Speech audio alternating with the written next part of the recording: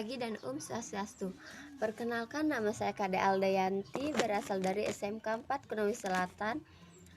Sebagai tugas video Praktikum Akuntansi Perusahaan Jasa Dagang dan Manufaktur. Di video kali ini saya akan menjelaskan bagaimana cara memasukkan data ke dalam buku besar pembantu piutang dan utang dari PT Jaya Tama dalam periode 2021. Untuk lebih lanjutnya, simak di video selanjutnya ya. Baik, selamat pagi teman-teman. Kita lanjutkan untuk membuat laporan Jaya Tama, oke? Pertemuan kali ini kita akan membahas tentang buku besar pembantu piutang dan kemudian buku besar utang berserta daftar saldo piutang dan utang. Oke, untuk mempersingkat waktu, langsung saja ke pembahasannya. Buku kartu piutang ini digunakan untuk mencatat terjadinya piutang dan pelunasan piutang. Bagaimana untuk sumber data kita gunakan mengisi buku besar pembantu piutang adalah jurnal penjualan, jurnal penerimaan kas, dan jurnal umum. Bagaimana untuk jurnal penjualan? Untuk mencatat munculnya transaksi yang bisa menyebabkan piutang dagang, dan penerimaan kas untuk mencari transaksi pelunasan piutang. Kemudian jurnal umum untuk mencari adanya transaksi retur penjualan. Oke, yang pertama kita akan isi untuk buku besar pembantu piutang dari toko Armida. Untuk bentuk dari buku besar piutang kira-kira sama seperti buku besar umum. Yang pertama, coba kita masukkan untuk daftar saldo awalnya ya di sini. Untuk saldo awal dari masing-masing customer atau saldo awal piutang masing-masing customer. Ini bisa kita ambil dari daftar saldo piutang dagang yang ada di soal, oke.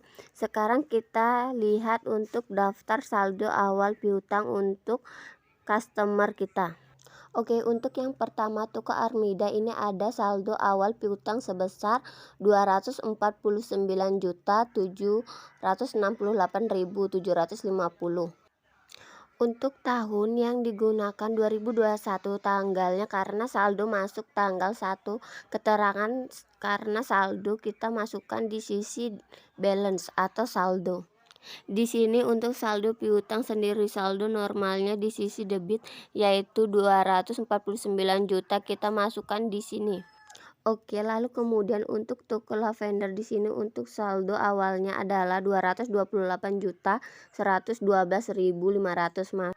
Tanggalnya masih sama, periode akuntansinya Desember 2021, tanggalnya tanggal 1. Lalu kemudian masuk saldo kita letakkan di sisi debit karena saldo piutang. Kemudian untuk saldo Marvelo 203 juta sekian kita masukkan ke sini. Kita masukkan tanggal 1 ya. Kemudian periodenya jangan lupa masukkan Desember 2021 di sini keterangannya saldo, langsung masuk ke kolom balance di sebelah debit. Yang terakhir ini ada toko Berlan 15.400.000. Oke, kita masukkan toko Berlan ya. Periode Desember 2021 tanggal 1, oke. Saldo debit 15.400.000. Setelah masing-masing saldo awal kita masukkan, kita akan coba selusuri di jurnal penjualan, jurnal penerimaan kas, dan jurnal umum. Untuk mencarinya munculnya terjadinya piutang dan adanya pelunasan piutang serta retur jurnal umum. Sekarang kita ke toko Armida, kita lihat di jurnal penjualan apa ada untuk transaksi penjualan kredit kepada toko Armida. Kita lihat di sales journal. Oke, di sini ada tanggal 24 ya. Jadi penjualan secara kredit kepada toko Armida. Kemudian kita lihat di purchase journal apakah ada, di cash receipt journal ya, apa ada pelunasan piutang di toko Armida, ternyata ada di tanggal 7. Kemudian kita lihat di jurnal umum apa ada retur penjualan, ternyata tidak ada. Oke, berarti untuk toko Armida sendiri ini transaksi masuk di Buku besar pembantu piutang atas nama Armida ini ada di sales jurnal pada tanggal 24 dan di cash resep jurnal pada tanggal 7, berarti kita masukkan tanggal terkecil dulu.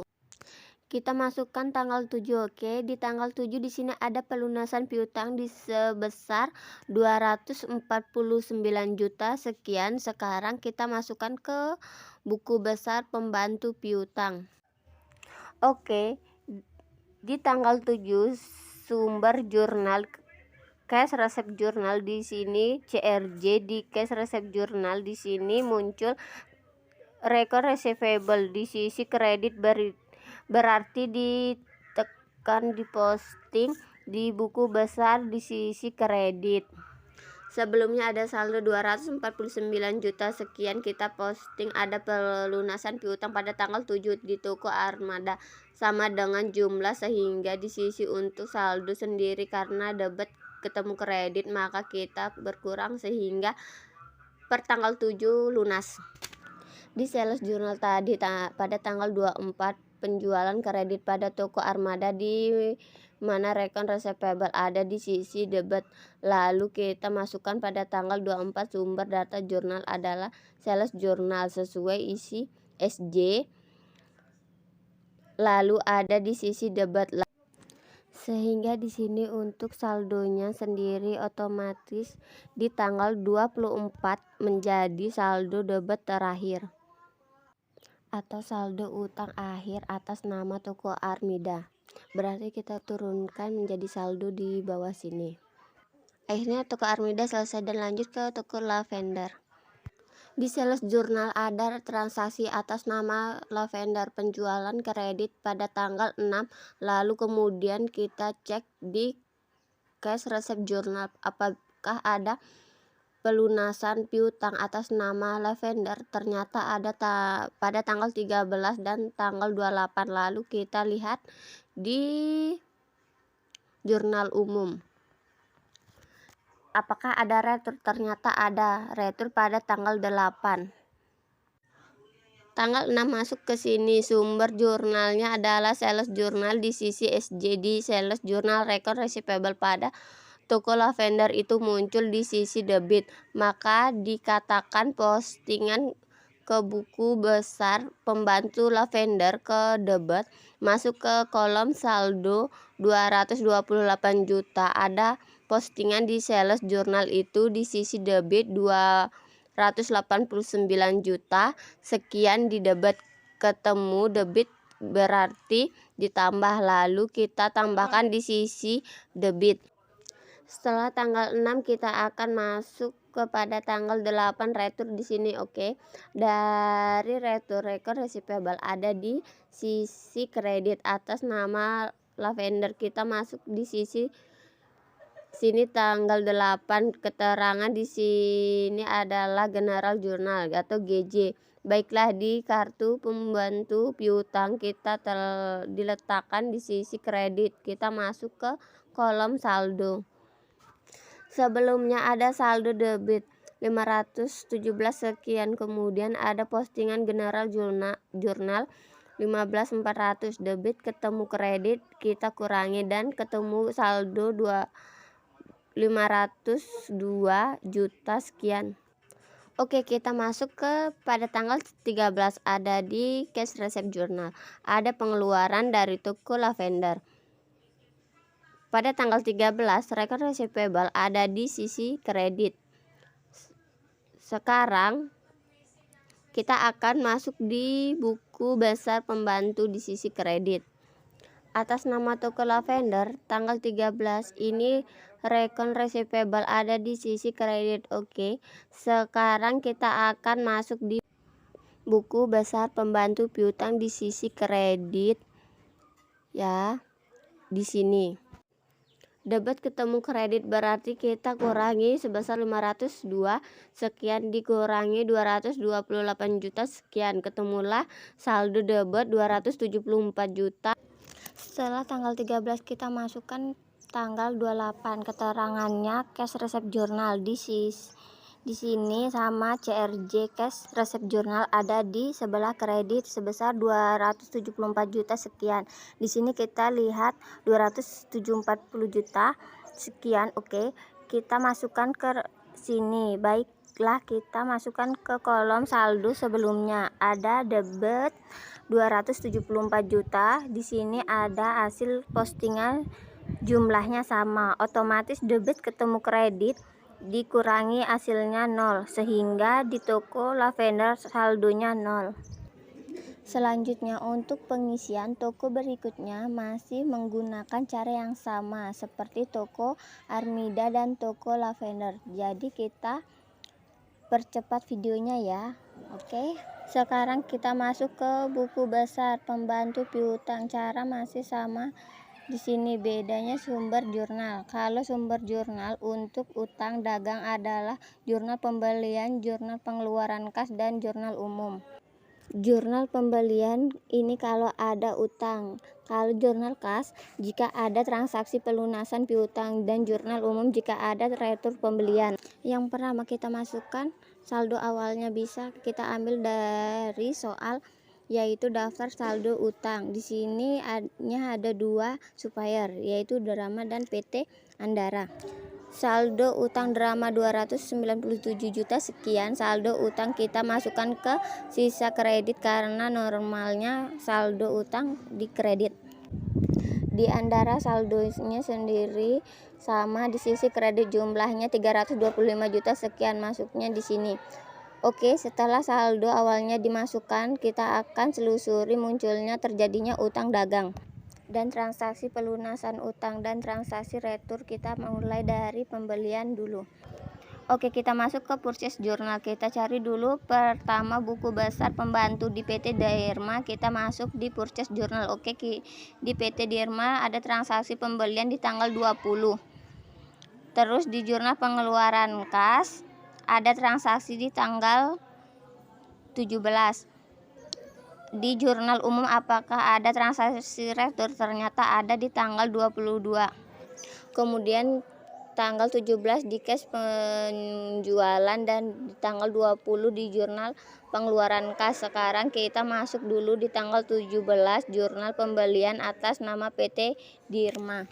Oke, sekarang kita masuk ke buku besar pembantu atas nama PT Dirma.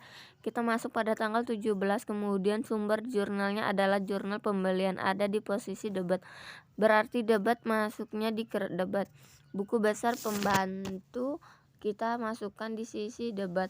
Sebelumnya ada saldo kredit sebesar 297 juta sekian. Kemudian pada tanggal 17 ada postingan sejumlah sama, jadi kita kurangi karena debat ketemu kredit dikurang, jadilah saldonya 0. Lalu lanjut pada tanggal 20. Keterangannya adalah purchase journal atau PJ. Purchase journal nominalnya ada di sebelumnya di kredit dengan nominal 205 juta sekian, otomatis jadi saldo. Lalu kita masuk di jurnal umum yang ada returnya di sini atas nama PT Dirma, masuk pada tanggal 22. Sumbernya General Journal. Di sini kita masukkan GJ. Lalu di General Journal untuk akun receivable ada di sisi debat. Lalu kita masukkan ke kolom saldo sebelumnya. Ada saldo kredit sebesar 205 juta sekian, lalu dikurangi dengan jurnal umum sebesar 22 juta sekian, dan saldo akhirnya di posisi kredit. Jadi inilah saldo akhir dari PT Dirma. PT Andara terjadi pada tanggal 9 dan tanggal 26. Lalu di cash payment journal untuk transaksi pada tanggal 4 dan tanggal 31. Di jurnal umum apakah ada? Kita lihat ternyata tidak ada. Berarti sumber jurnalnya ada di jurnal pembelian dan jurnal pengeluaran kas. Lalu masukkan tanggal 4, sumber jurnalnya adalah jurnal pembelian. Oke, kita di utang dagang ada di posisi debat. Kita masukkan ke buku besar. Oke, kita masukkan ke kolom saldo sebelumnya sebesar 325 juta sekian, ada hasil di postingan debat karena kredit ketemu debat, kita kurangi dan hasilnya 0.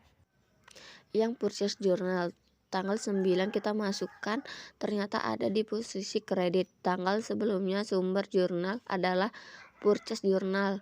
Masukkan nominalnya di sisi kredit. Otomatis karena saldonya habis maka ini akan menjadi saldo ya seperti ini. Lalu kita masukkan tanggal 31 yang di payment journal. Oke, kita masukkan pada tanggal 31. Lalu keterangannya adalah cash payment. Untuk account payable-nya ada di sisi debit sebesar 270 juta. Sebelumnya ada saldonya sebesar 270 juta.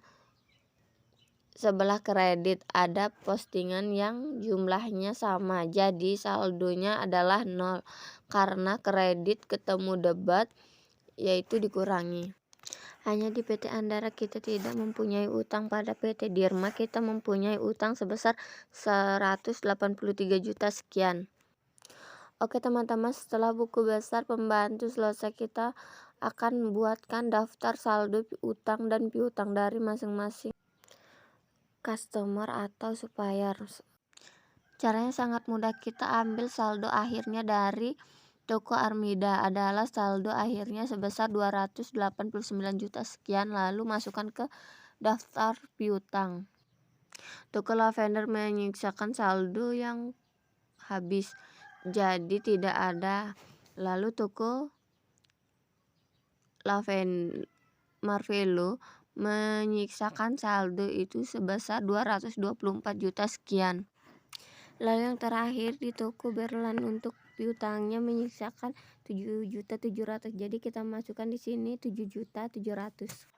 Oke, kita jumlahkan saldonya, yaitu jumlahnya nominalnya 522.156.250. Baiklah, untuk selanjutnya di toko Dirma menyimpankan saldo utang sebesar 183 juta sekian, kita masukkan. Untuk di PT Andara ini tidak ada saldo utang, berarti di sini 0, jadi utangnya saldo adalah 183 juta sekian. Yang terakhir adalah daftar persediaan. Untuk persediaan tipe 1 dan tipe 2 kita ambil dari kartu persediaan, yaitu nominalnya 194.600.492. Nah, itu kita masukkan di sini saldo nilai persediaan. Tipe 2 menyimpankan saldo sebesar 272 juta sekian. Lalu letakkan di sini. Sehingga totalnya nilai persediaan adalah 467.653.472. Kurasa untuk pertemuan kali ini selesai dan pembahasan mengenai buku besar pembantu piutang dan utang. Yang terakhir adalah daftar saldo piutang dan utang dan daftar saldo persediaan. Saya rasa cukup. Makasih dan selamat pagi.